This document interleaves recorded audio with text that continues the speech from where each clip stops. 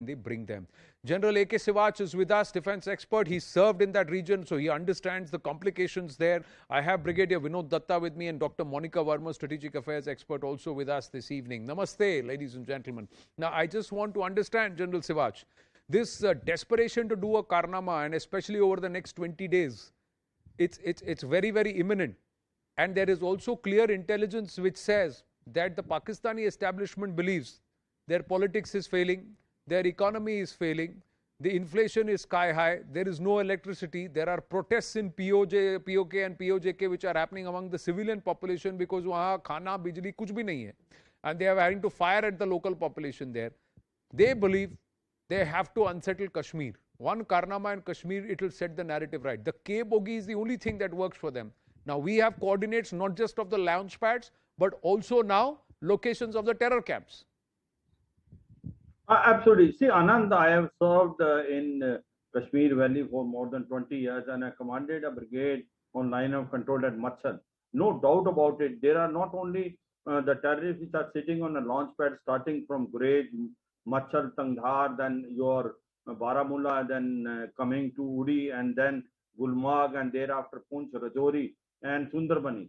But there are also the training camps are full.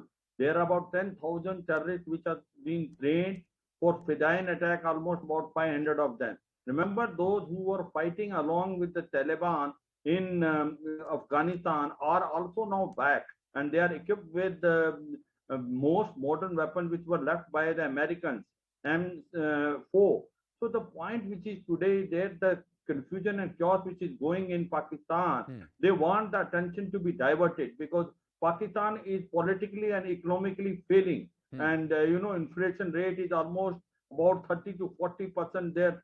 That is almost $180 billion. They are in a state of a crisis, and in this scenario, they want that the Kashmir issue should be ignited so that they can divert the attention.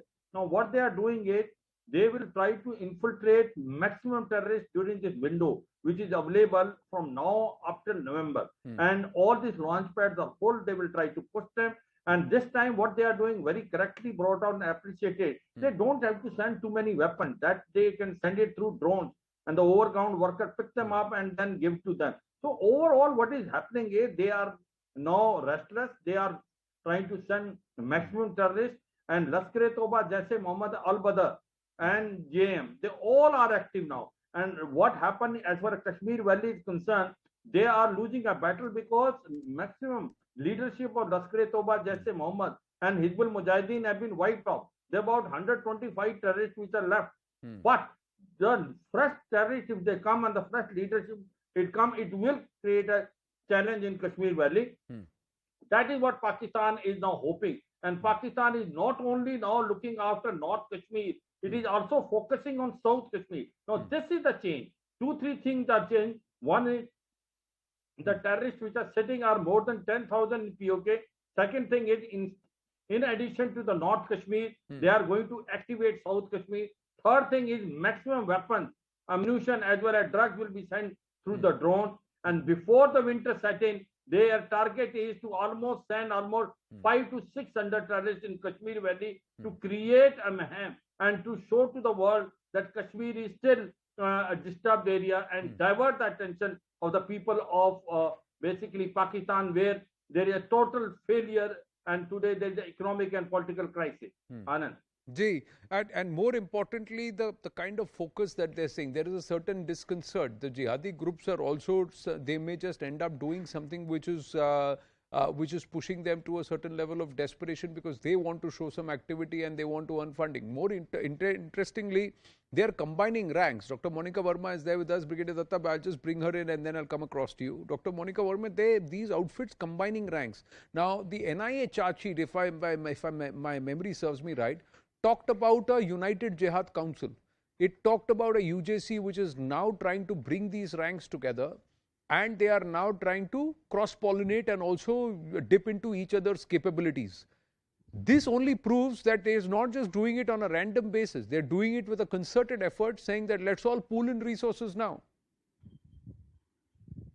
Absolutely. Absolutely, Anand. In fact, one thing that I would like to speak here is this, that all of this is taking place while Taliban is back in Afghanistan. And the huge, amounts of ammunition, weapons, everything that the US has left behind in Afghanistan has come in the control of the terror forces. So now, you have around 7 billion worth ammunition that are available for a wrong purpose. And add to that the desperation to exit the FATF list.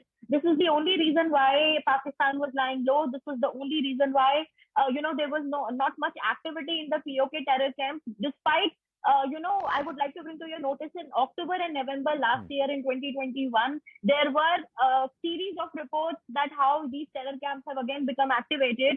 And after the surgical strikes by India also, there were certain reports that they are now coming back to life.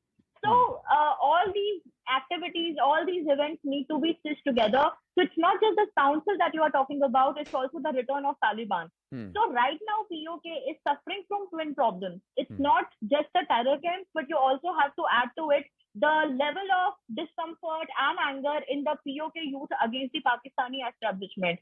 And in order to make sure that they stay silent, in order to make sure that they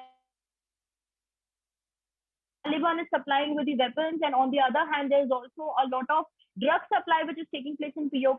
So you may not have access to food, you may not have access to healthcare and education, but you definitely have access to a lot of cheap drugs. So there are news, if you just scan the internet and look at the open sources, these drugs are widely available in the POK region right now. Yeah. So on one hand, we have terror camps which are again active, and just, a day before China blocked India's and US have fought to designate Maki as a terrorist. And in 2022, in October, Pakistan is going to face the FATF again. But within all this, one truth that cannot be denied is that all these forces against India are definitely united, and they are becoming dangerous by each passing day. Yes.